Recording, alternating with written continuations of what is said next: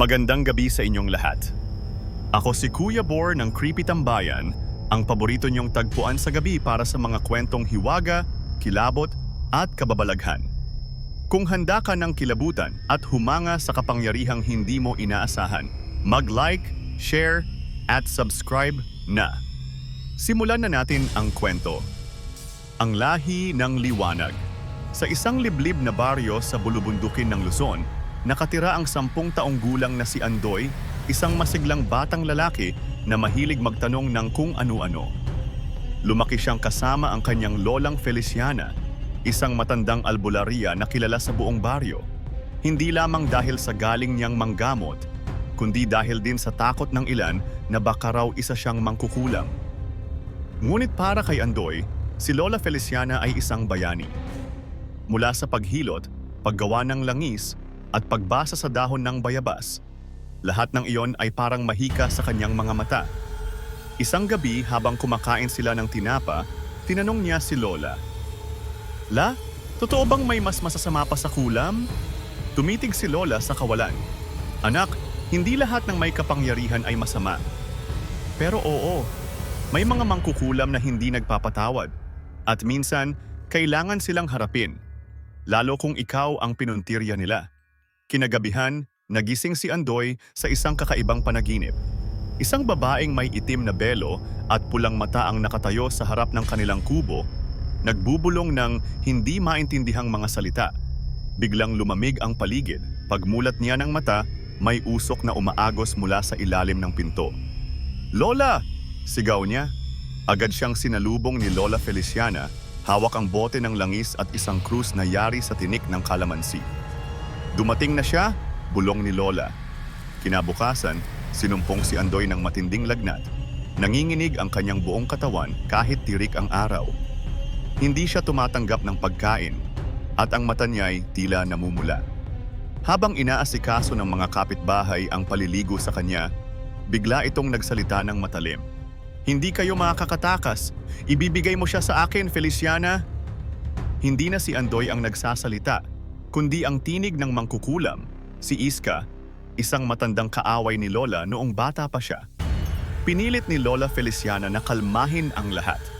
Kumuha siya ng abo ng niyog, pinaghalong dugo ng manok at dahon ng sambong.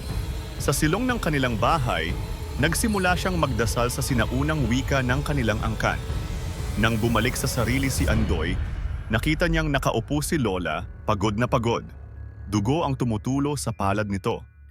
"La, bakit ako?" "Dahil ikaw ay apo ng tagapagsalita ng liwanag, Andoy. Ang dugo mo ay hindi basta-basta. Mas malakas ka pa sa akin, mas higit pa sa kanya."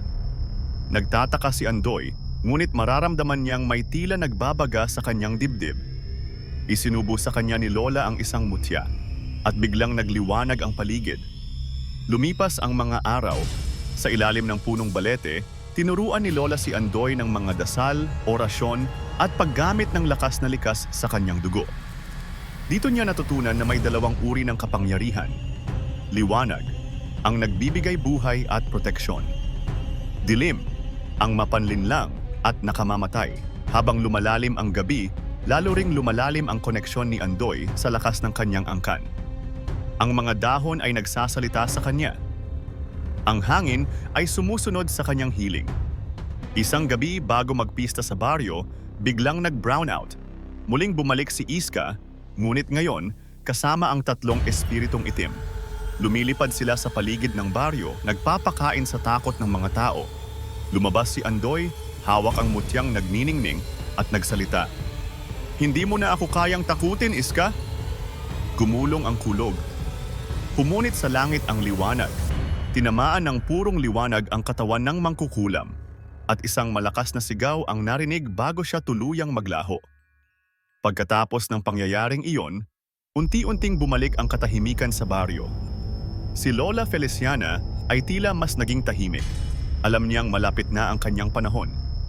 Isang umaga, iniabot niya kay Andoy ang kanyang kahon ng mga lumang dasal. "Ngayon, ikaw na ang albularyo ng bayan, apo." Ngumiti si Andoy, hawak ang mutya habang pinagmamasdan ang liwanag ng araw. At diyan nagtatapos ang ating kwento ngayong gabi, katambay. Kung kinilabutan ka, huwag mong kalimutang i-like ang video at i-share sa mga kaibigan mong mahilig din sa kababalaghan. Gusto mo bang ma-shoutout sa susunod na episode? I-comment mo lang sa ibaba. Binabasa namin lahat yan. May sarili kang nakakatakot na karanasan? Ipadala na sa amin sa tambayancreepy@gmail.com. Baka ikaw na ang susunod na tampok na kwento dito sa Creepy Tambayan. Hanggang sa susunod na gabi ng kilabot, manatiling ligtas at huwag mong kalimutang silipin ang ilalim ng kama. Paalam, mga katambay.